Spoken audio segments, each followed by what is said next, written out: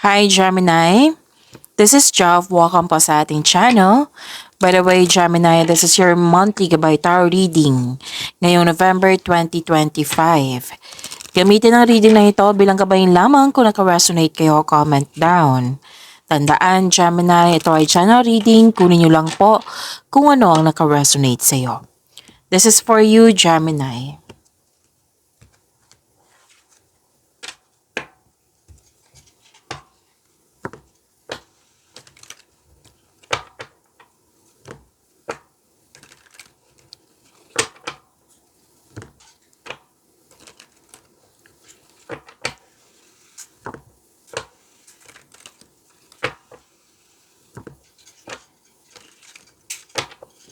Para po ito sa iyo, Gemini, ngayong November 2025.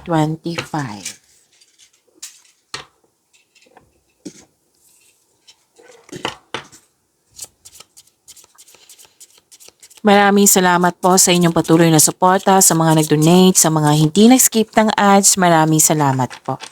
Sa mga hindi pa nag-subscribe, subscribe na po kayo at click bell notification para malaman nyo na may bago tayong video.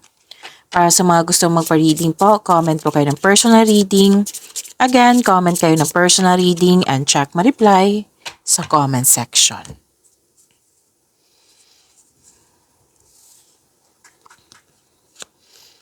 Oh, ang ganda. Gemini.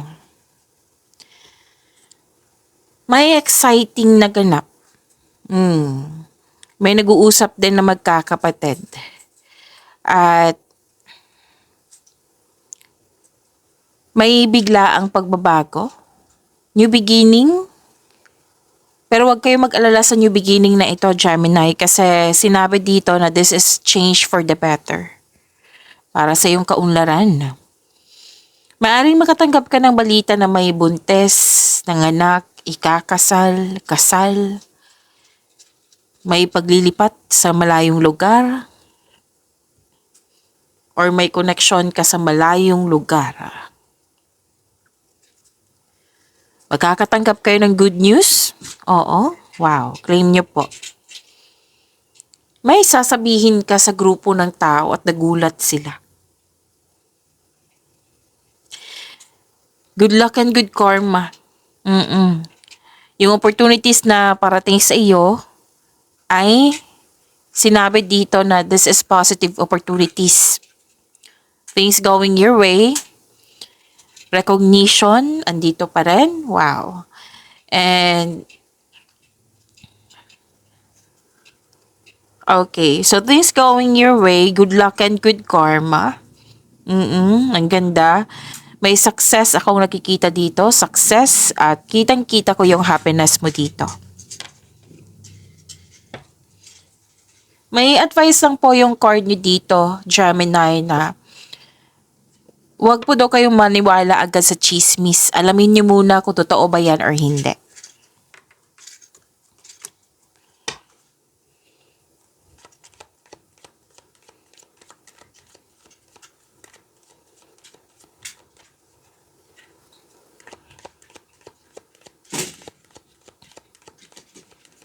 Energy po ni Gemini ngayong November 2025.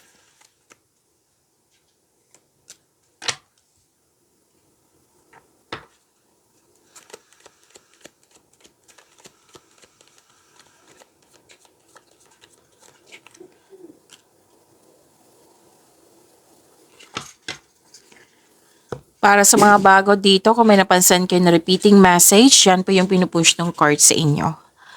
Like for example, nanood kayo sa inyong weekly Gabay Tarot reading, daily Gabay Tarot reading, at dito din sa inyong monthly, at may napansin kayo na repeating message.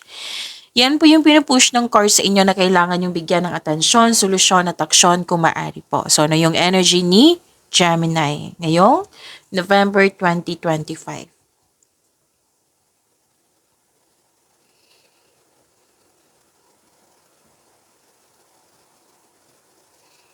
Wala namang iniisip mo. Kasi may dumating na opportunities na kailangan mong pag-isipan ng mabuti. Kasi may nakita ko dito na gagawa ka ng best decision or best choice. Pipili ka. Kaya malalim ang iniisip mo. Tapos, hindi ka basta-basta nagbigay ng desisyon agad. Kumbaga, pinadaan mo siya sa konkretong plano, naging wiser ka. Oo. Malalim ang iniisip po. Pero dan pagod kayo.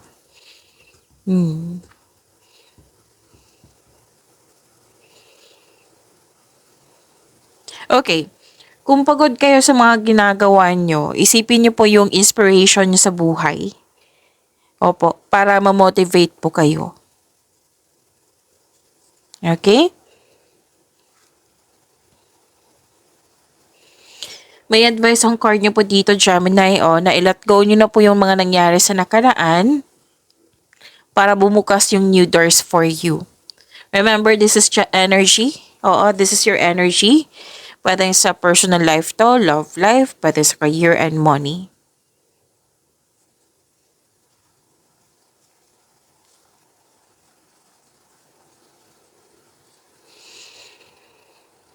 Okay, you're making memories, nagkaroon ng pagkakaisa, may plano kayo mag-outing, may ganap na reunion. May nakita rin ako dito nag-spend time sa mga bata, sa bata. Pwede din sa inner child mo, Gemini. Alam nyo ba, sa pagkonekta sa inyong mother figure, sa mother nyo, sa inner child nyo, sa mga bata, sa bata, marerefresh yung energy mo. 'Di ba sabi ko kanina sa inyo na mukhang pagod kayo. So, mag-connect kayo sa yung sinabi ko kanina, kung sino. Oo, mga bata ba, inner child mo. Kasi it will refresh your energy. Mawawala yung pagod mo. Nakikita ko dito nagkaroon ka ng time sa pamilya, pwede din sa taong para mong pamilya rin. Sa grupo ng tao to, bonding, togetherness. Oo. Wow. Nakikita ko kasi dito may advice sa isang card nyo na kailangan ng forgiveness. Oo. At dito, sinabi dito na posibleng may pagpatawad na may forgiveness na mangyayari. Pwede sa sarili mo, sa sitwasyon, sa tao. Yan.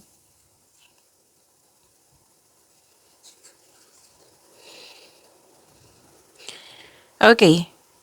Pwede ipakilala mo na yung partner mo or kayo po ang ipakilala sa group of people. Kasi may nakita talaga ako ditong togetherness. At yung grupo ng tao ay very supportive sa iyo. Kung ano man yung mga plano mo sa buhay, mga ginagawa mo dyan, very supportive sila sa iyo.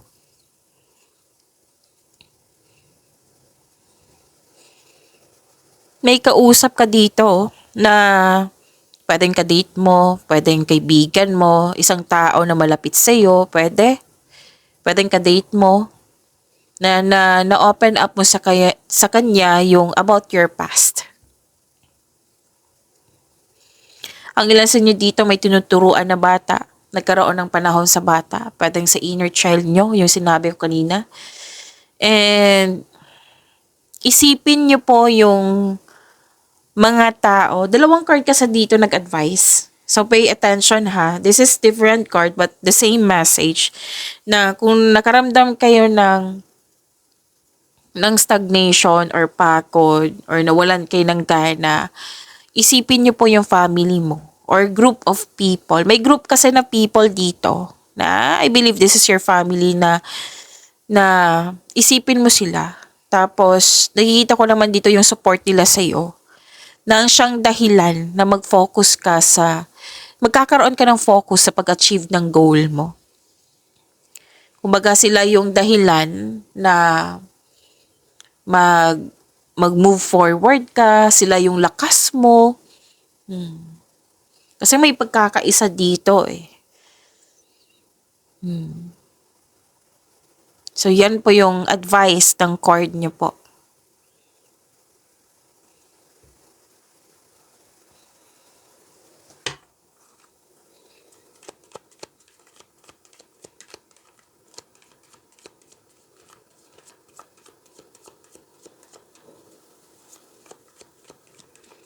Career and money ni Gemini ngayong November 2025.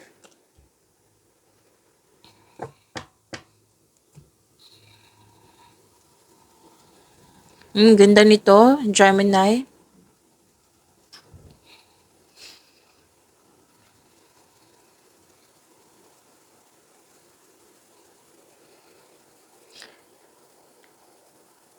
Wealth. Wow. Wealth. Nagkaroon ng time sa grupo ng tao, which is sinabi ng dalawang card mo dito hanggang dito sa career and money. Inheritance. May nakita rin akong inheritance dito, Gemini. Magkakatanggap ka ng mana, pension, retirement, or masaganang ani ng buhay. Nakita ko dito nag-spend time ka talaga sa grupo ng tao. And I believe this is your family talaga. So, 3 card po nagsabi dito ha. Oo. Nag-save ka para sa iyong sarili, nag-save ka para sa kanila. Mukhang may tutulungan kang specific person. Na mas bata pa sa'yo.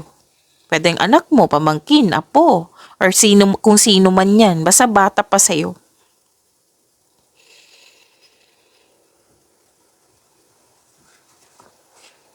May plano kayo ng grupo ng tao dito. Oo. I consider this is your family na magbuo kayo ng business, family business. Or di kaya, yung sinabi kanina dito na very supportive talaga yung grupo ng tao sa iyo. Lalo na sa inyong career and money. Ang ilan sa inyo may alok na business partnership with close friends. Oo, nakikita ko dito, Gemini, na isa sa dahilan na nagsisave ka kasi gusto mong bumili ng property. Isa din ito sa dahilan na nagsipag ka. Para mas malaki yung savings mo, para makabili ka na ng property. Tapos kung naghahanap ka ng solusyon or sagot sa inyong mga katanungan, maghingi po daw kayo ng payo sa taong nirespeto mo na mas matanda pa sa'yo or wiser pa sa'yo.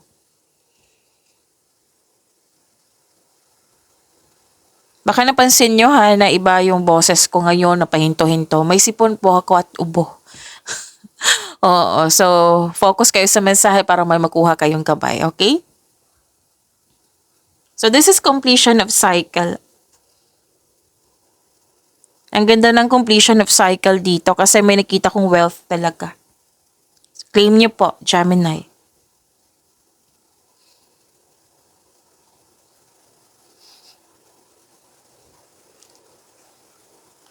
Handaan niyo yung sinabi ko kanina dito na may recognition. May recognition din dito eh.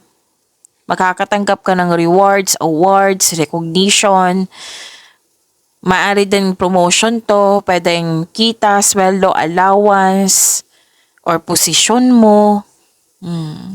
Maraming orders, yan. May positive review din. Magkakatanggap kayo ng positive review. May pagtatapos. Dalawang card kasi nagsabi dito, may natapos kayo. Achievement to eh. May natapos kayong gawain na sobrang happy mo kasi natapos mo siya ng maayos. Oo. And sinabi din dito sa dalawang card na ito na this is successful completion. Pwedeng cycle to. Pwede din gawain nyo like project nyo, natapos nyo ng maayos.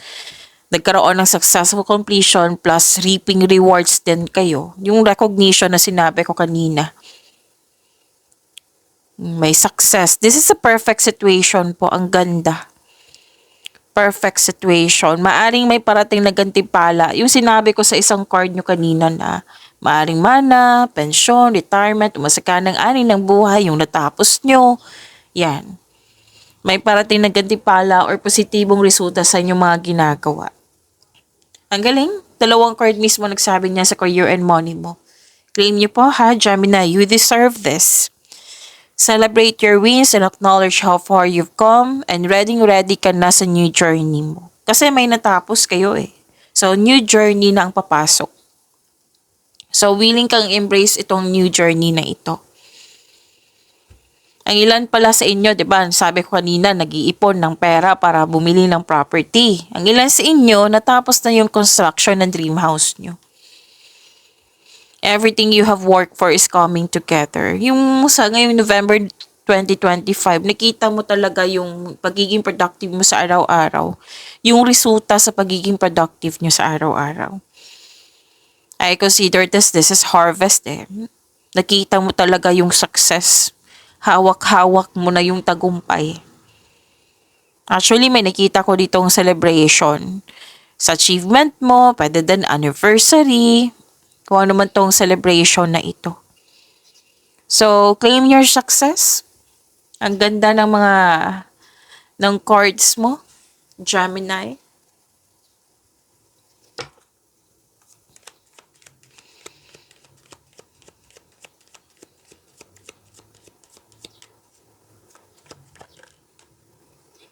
This is about your love life, self-love, partnership, and romance. Gemini.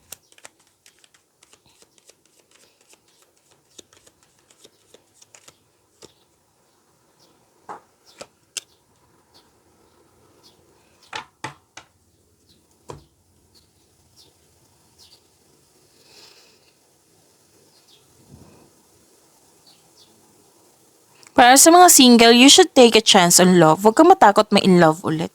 Deserve niyong mahalin, Gemini. Nakikita ko kasi dito ang ilan sa inyo na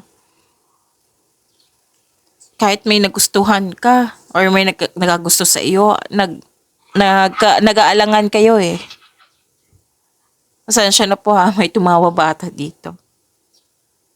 Mukhang nanalo siya sa games niya. So, pasensya na po. Okay, again. Para sa mga single, you should take a chance on love. Huwag kayong matakot ma-in love ulit. Deserve niyong mahalin, deserve niyong alagaan, o deserve niyong ma-experience itong pagmamahal na ito, bagong pag-ibig. Para sa mga relasyon sa buhay mag-asawa, mukhang may tampuhan po dito. Opo. Pero, ang advice ng card nyo dito, leave the past behind. It's never too late to begin again. Mag-usap at magpatawad. Pwede din na hindi to sa partner nyo. Pwede sa matalik kaibigan, sa taong malapit sa iyo.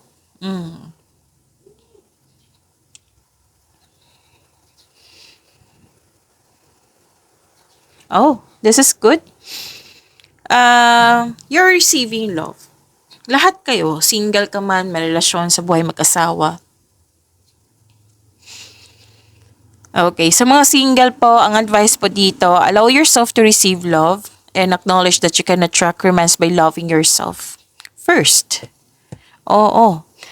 So, kung hanap mo green flag, dapat magsimula ito sa atin by loving ourselves first.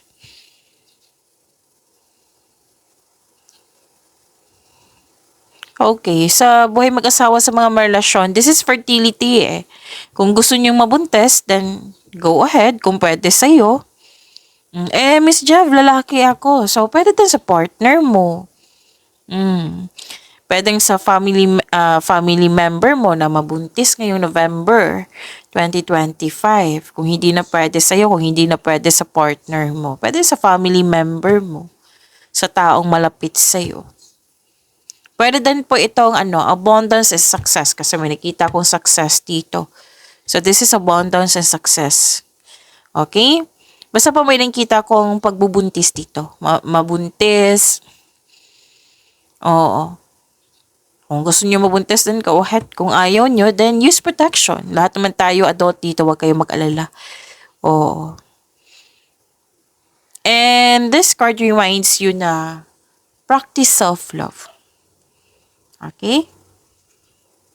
So, kitang-kita ko yung happiness mo dito na nag-clarify na naman. Mukhang magkakaroon ka ng time sa nature. May nagsabi sa akin ngayon, beach outing. Oo. Ito yata yung plano nyong mag-get together. Kasi may sinabi din dito kanina. So, success pa rin to eh. Growth and expansion. So, this is good. Ang ganda. Pag-imanin niyo po yung blessings na binigay sa inyo, Gemini. See you tomorrow. Maraming salamat.